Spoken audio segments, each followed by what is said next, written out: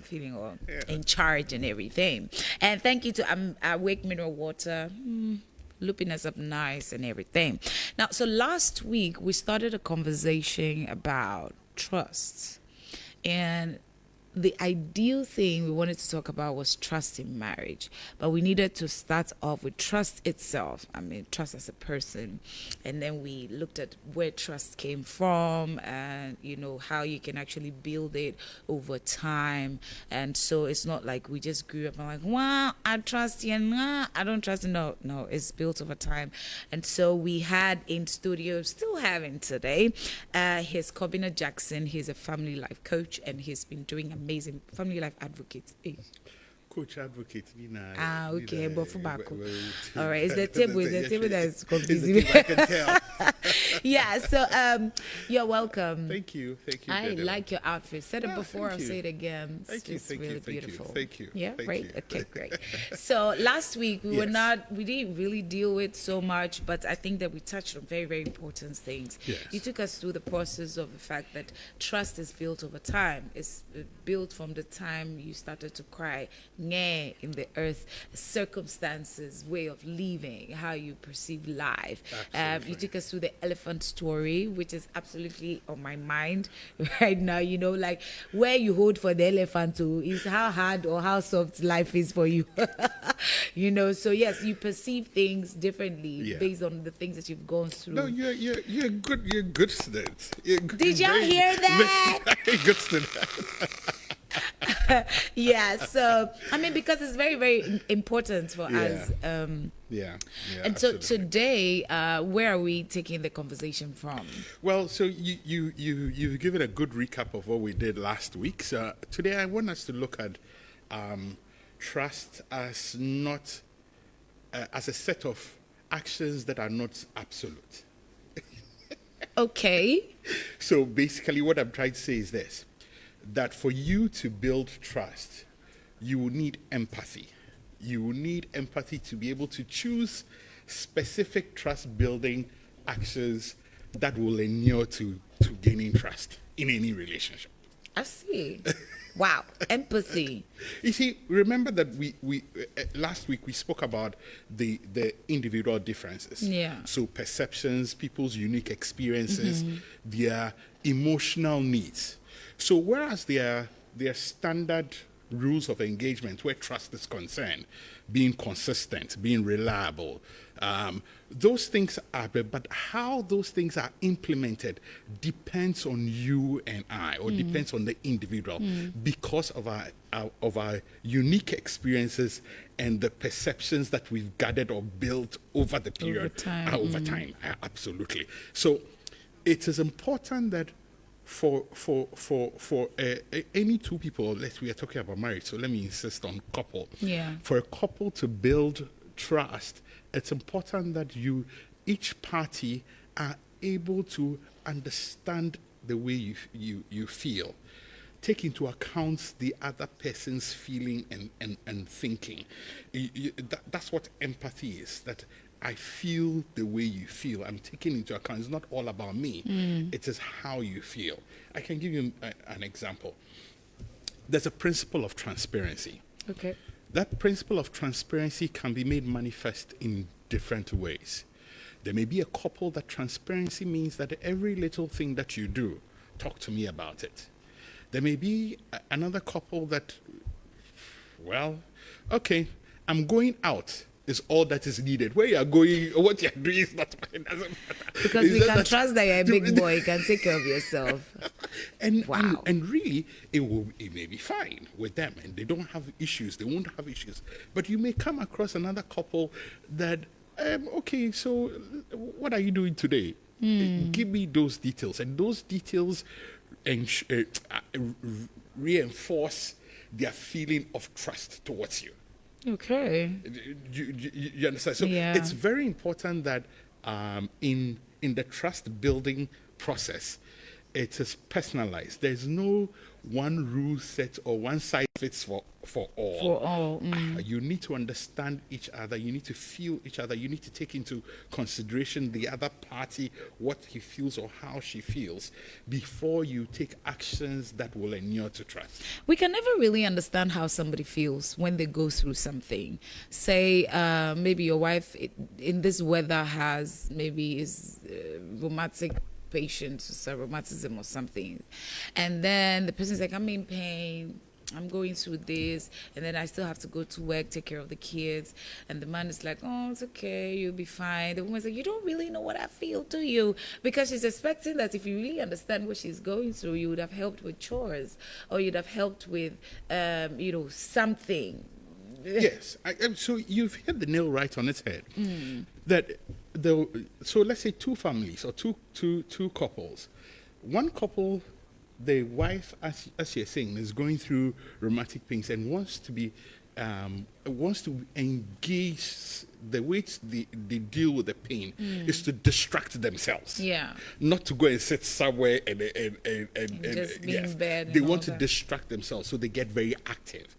Others would want the support that you are requiring.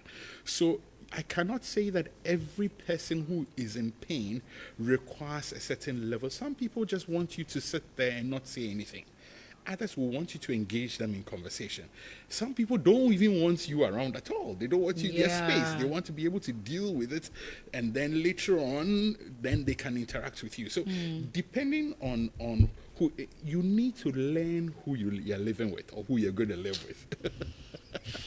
So in the case where the couple, so the man probably wants the woman to switch or to learn the things that he likes, try to be the kind of woman that's in his imagination, but he doesn't even go through the effort of trying to learn the things that the woman does. So you see, the relationship is kind of one-sided. Where is the empathy in that? No, that obviously one party is showing empathy, the other is not, and that relationship will need help. If the two of them are, I keep saying that communication. If you get the communication right in your relationship, if you're able to talk about everything, if you're able to talk about the details without feeling a sense of judgment, or thinking that there'll be repercussions for the things that you're talking about, you will get to understand each other better. Sometimes it's just the way people have been brought up. The man has been brought up to be a king. He's a king, and he in his mind, what he says is what has to happen.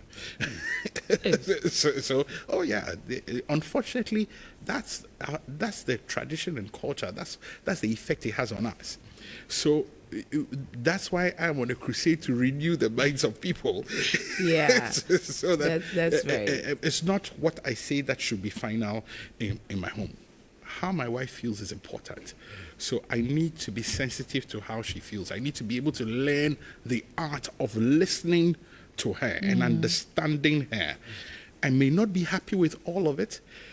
She may not be happy with all of it, but we learn to collaborate in a manner that will inure to the benefit of the relationship. Okay. Rather, so it's not all about me, or it's not all about. There'll be days when it will be about me. There'll be days when it will be about. But then we'll find ways to bring equity in the relationship, so that the relationship can grow. Wow, nice. So from start of life, you go through experiences. Then now we're learning a bit of, empathy, so that you're able to know the kind of person you're with and how you go about living with the person, so that there's peace, nobody kills each other, and they can celebrate. Somebody said that when we say happy marriage anniversary, what we're trying to say is that, okay, thank God you didn't kill each other and another year has elapsed. So yeah. Now, away from empathy, which is also, building up to trust in marriage. Yes. I think you started to hint on that last week. Yes. trust in marriage. Yes. How then do we build trust? Two people from different places, different experiences. They went through life differently. They trust differently. They even understand empathy differently. Yes. Someone might say that you don't really understand, but your husband says, oh no, I think I do understand you because I've been there for you at this level. The woman said, no, that level is too low. I wanted this other level. So how do we build trust in such a situation? So this is what I say about trust in marriage. Really, for me, I say that there are a set of assumptions that you make about your spouse. Oh. A set of assumptions that you make about the behavior of your spouse. At the time you're marrying your husband, Gladly. You had belief that he was going to treat you in a certain way. Yeah. So you are assuming that for the rest of your life, he is going to treat you that way. True. Do you understand? So, Yeah. and these assumptions are usually based, let me go back. These assumptions you create pictures with, and those are what you set your expectations on. Okay. So you expect that your life will be safe with him. You expect that your mind will be safe with him. You expect that your body will be safe with him. You expect that your emotions will be safe with him. Now, the experiences that the two of you go through will determine whether these expectations will be confirmed or not. So you're either building trust or you're taking trust. You start off with a set of expectations, a set of belief systems. Which is based on what he gave you. Well, yes, but you see, a lot of times you also do not take into consideration that this person is coming from an environment where trust was scarce. So, that. in as much as we are marrying, I'm careful. I've pushed it in a manner that is, I'm not sure that, let me look out of, and those statements, they get to me because I tell people, you are marrying your husband, you are not marrying in Bema. Well, but if your husband shows you traits of the many Mbema that you have seen before, it kind of like, informs that kind of statement, don't you think? So whether trust is high or low in a relationship is based on the fact that is based on your actions or inactions. Great. Okay, so it is important that we many a time we are not intentional about the things we do. So it's okay, I'm angry, so I don't talk to you. I'm angry, so I leave home and I don't tell you where I'm going. And that continues and it becomes a habit. So now we started off at a position where you were confident that I would not cheat on you. However, we've entered into an era where I leave home and you don't know where I am, what I'm doing, or when I'm coming back. That feeds into some form of mistrust. So one day, you see me on the phone talking to a lady, and you are up in arms. Hey,